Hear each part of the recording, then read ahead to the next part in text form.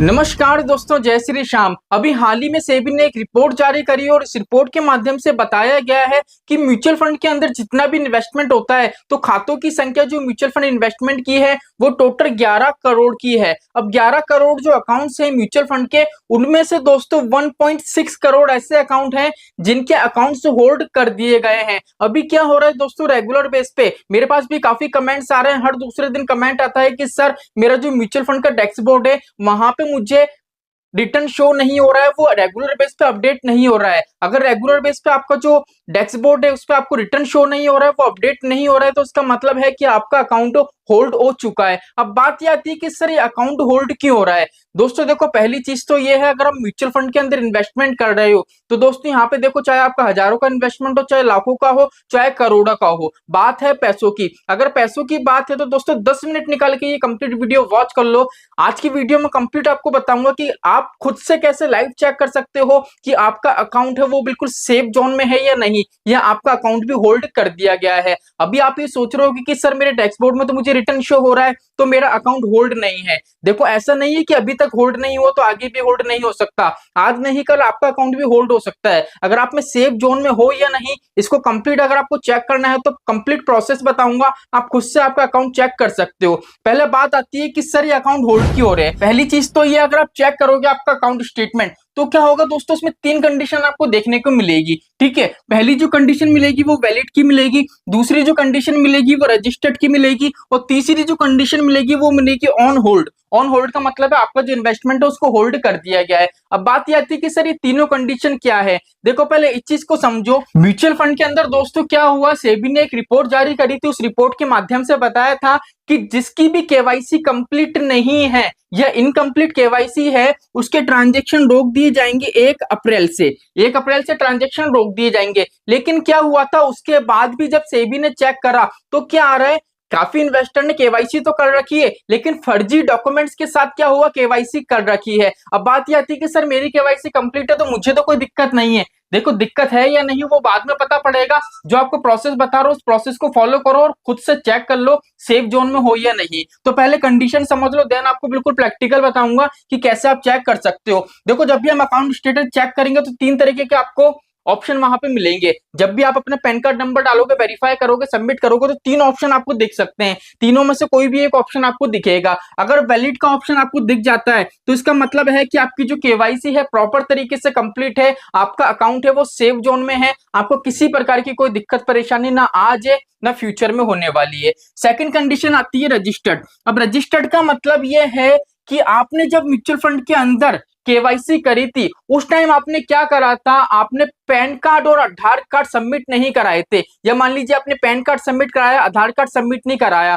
या मान लीजिए आपने आधार कार्ड सबमिट कराया, पैन कार्ड सबमिट नहीं कराया। ठीक है, मान लीजिए आपने उस टाइम डॉक्यूमेंट जो सबमिट कराया था ये कराया आपने वोटर आईडी कार्ड से, आपने वेरिफिकेशन करा था, या मान लीजिए आपने पासपोर्ट से क्या करा था, केवाईसी करी थी। ठीक है, तो क्या होगा, आपकी केवाईसी है वो वेरीफाई तो होगी, उसको अपडेट तो माना जाएगा। लेकिन दोस्तों क्या होगा, अभी आपको कोई दिक्कत परेशानी नहीं आएगी।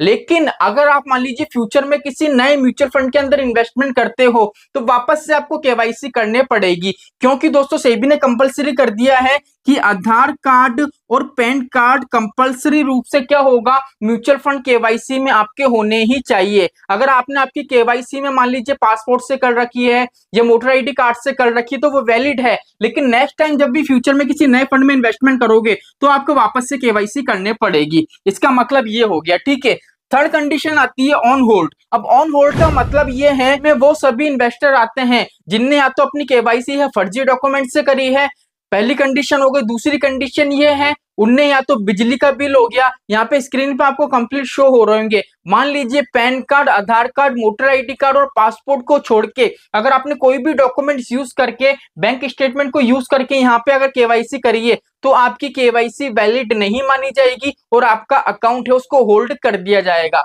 आज नहीं तो कल आपका अकाउंट होल्ड कर दिया जाएगा। अब बात आती है कि सर हमारा जो स्टेटस है हम उसको कैसे चेक कर सकते हैं। सिंपली आपको स्टेटस चेक करना है तो साइड में आपको मोबाइल की स्क्रीन दिख रही होगी, हमको सिंपली चलना है हमारे क्रोम ब्राउजर पे। देन यहाँ पे हम सर्च करेंगे www.cvlkra.com। सिंपली क्या करना है दोस्तों, उसको आपको सर्च करना है। अब जैसे ही आप सर्च करोगे तो दोस्तों देख लीजिए कुछ इस तरीके का इंटरफेस आपको देखने को मिलेगा। अभी आप सोच रहे हो कि सर ये लॉगिंग आईडी ये सब क्या है?